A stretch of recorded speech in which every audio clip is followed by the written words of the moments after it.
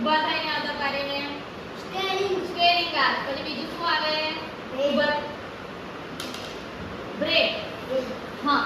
પછી ઊભા થઈને બોલો બીજું શું આવે? Seat belt. પછી સીટો. બરાબર. ચાલ પછી બીજું શું આવે? ગાડીમાં બીજું કયું હોય?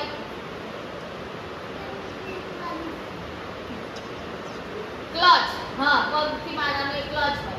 પછી બીજું શું હોય?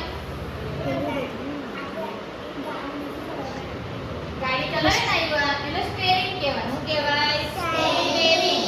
ચાલો પછી બીજું શું હોય? બારી, ગ્લાસ, કાચ, મિરર. બહાર હોય છે ને બે મિરર. કેટલા બહાર ખબર? બે મિરર હોય છે.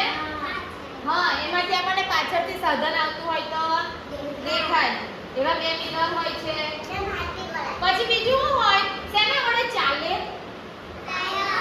શેનાથી ચાલે? કેટલા ટાયર હોય ફોર વ્હીલ ને?